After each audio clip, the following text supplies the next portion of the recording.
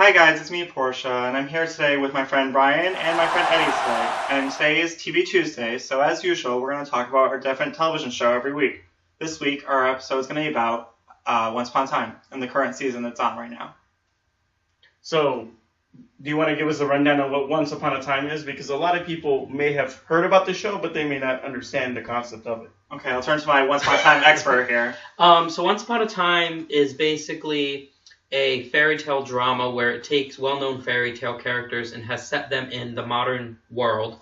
And they basically go through things that fairy tale characters went through in the stories, but with a modern twist.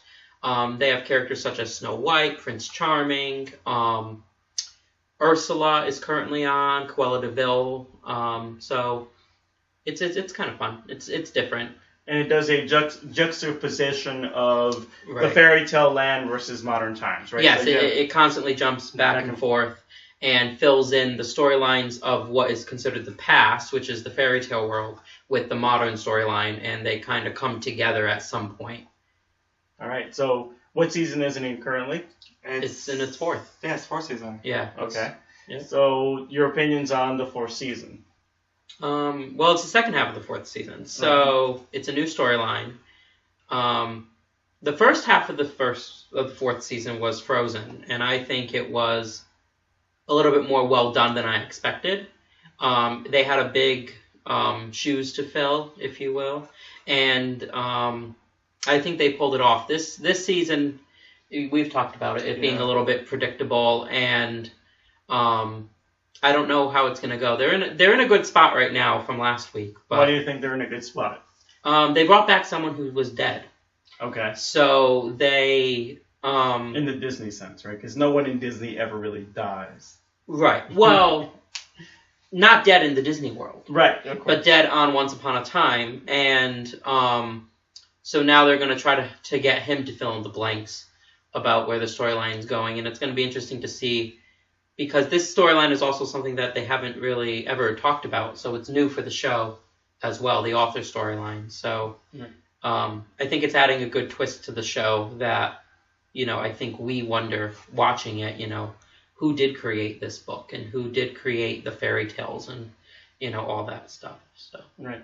So what's the attraction of Once Upon a Time, really? I mean, that's the question most people wonder, because it's not I'm not sure where it sits in Nelson's ratings. It's probably top 10. But But it's not top 5. No, but it does well enough to continue to be renewed and to pull in high. The rate dropped slightly over the few years, but I think people like it because it's something different. There's not too many shows that exist today.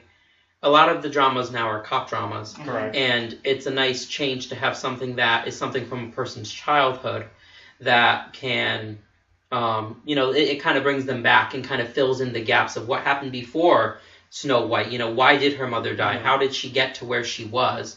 And then after her wedding to Charming, and that's what they do. They've done that, and I think that draws me to it, right. as well as the visual aspects of the show.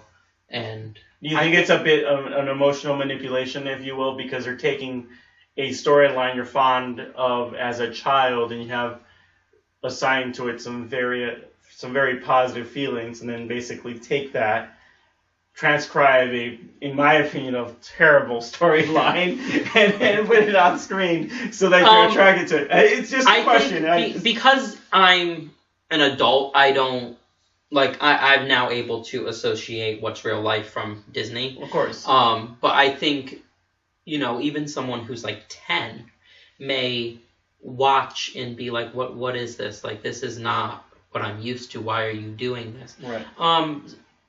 You made a comment about poorly written storylines. I don't think they're poorly written at all. There's definitely worse ones out there.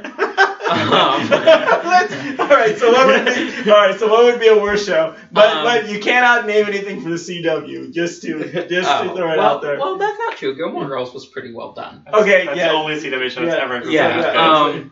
But I don't know. There's I was gonna say. Well, I don't know. I don't know if this is. I think Arrow. I think that's on CW. Yeah. Yes, Arrow is on and CW. Flash, but those are okay. So Arrow and Marvel, another ABC show. Marvel Agents of S.H.I.E.L.D., yeah. It's just really I think they took the concept of Once Upon a Time and has now tried to expand it to superhero. Right.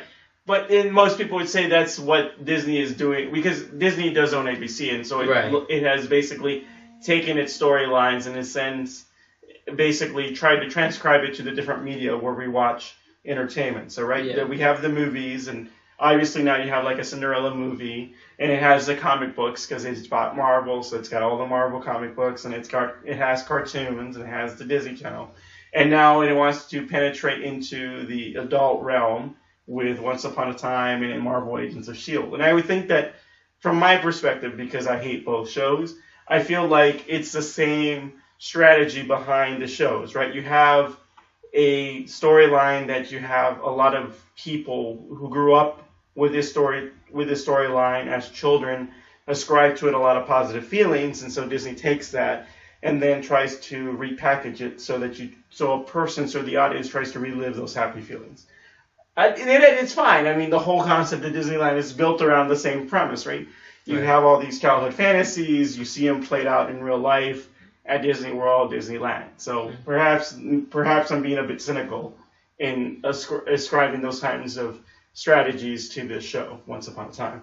I think the positive thing with Once Upon a Time, it can appeal to different audiences per se. Like it has more of there's scenes where there's adults it brings in adults, it brings in children, it brings in kind of like all different groups into the show. So it's one of the very few family shows that are still on primetime. Yeah, that's true. On network television. But those things happen on Once Upon a Time that are a bit adult themed that you don't don't necessarily want. Well, deaths are usually quick. There's very rarely is there bloodshed. If there is blood, they typically live. Right. And there's no sex. There's no sex. None of the men have ever been shirtless, ever, in any scene. I mean, Hook, he has his shirt open, but that's it. You don't see anything. Sure. They've never done a love scene. They barely even kiss, to be honest. Okay, so they still keep within the guise of and that I think too is because it's on so early. It's on at 8 p.m. So it's harder for them to do. Unlike How to Get Away with Murder, where it's in a 10 o'clock. Yeah. It does everything. Exactly. And that's a different show, but. Well. I'm just, again, surprised that it does appeal. It has such a wild appeal because, frankly... And especially with them doing Frozen, that pulled in the young kids. Right, and that was, to me, just a cheap shot at getting people to come and watch the show because Frozen had been so popular. Right, and it is true that their ratings were declining towards the end of their third season, even though I thought their second half of the third season was really well done. I thought it was one of the best storylines that the show has ever had. But yeah, it was the Ross game, right? With the Wicked Witch. But I think that when I found out they were going to do a Frozen thing, I'm like, this is going to make or break them, and it's pulled in, it's done well. But they missed February sweeps, so April-May sweeps will be interesting this time around.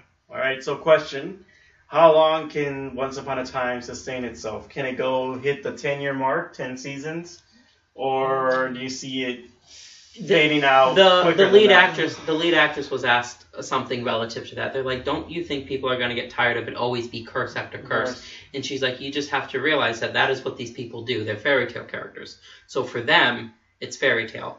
I think they will always be able to write a storyline, but I think people will eventually get tired of it. I think they'll get the average 7, but that's probably as much as they'll get, as long as it keeps pulling in and they keep making it interesting and give people who I think deserve more time on the screen and more storylines, the more time, the stronger actors. Right. So this season they brought in the major villains that we know, right? Right. Cruella de Vil, Queen Ursula from The Little Mermaid, and help me out here, Maleficent, right? The 3 major baddies. So who would you like them to see? I mean, they've reached out and grabbed the major baddies. Who have you not seen and hope that they've never done anything? Well, no, that's incorrect. I was going to say. I think they basically touched everything. I mean, Hansel and Gretel was only in a 2-episode thing in the first season. Even Cinderella was really small. We were introduced to Sleeping Beauty in the 3rd season because we had Aurora on there before. But they haven't brought in like Tarzan. Or, now they have 101 Dalmatians. Yeah, exactly. They even have Pinocchio. So I think, but I just mean, like, the characters themselves, I think they need to go back to the true doing more things and stop bringing in outside people, because I think that's going to get old. So I think they need to stick with their main first season cast. Because I think, to this day, I still think season 1 was their strongest. Right. So you're not going to see Simba and what's the And- Scar come yeah. back That'll be really hard because they're not human. But So- Jimmy, the little cricket That is true. from Pinocchio. That is true. I and remember the about rabbit that. Right. Yes. from Alice in Wonderland. So Yes. That's true. They do morph people. they do morph people. So there you go. So I mean, to me, this show is. So is the show? So the final question is this show a pass or is it a watch? In my opinion, it's a complete pass. I'd rather watch, 2 rhinoceroses mate than watch. That's just my opinion. I like at least give it a shot. I agree. I think it's definitely a watch. Even if it's a little bit to get used to the show, I would still keep watching. It gets better as it goes, honestly. So that's the end of the episode for today. Leave a comment on Facebook and YouTube as well. I'll update it with the topic for next week and topic for Film Fridays. As always, it's good for you guys to watch and continue watching.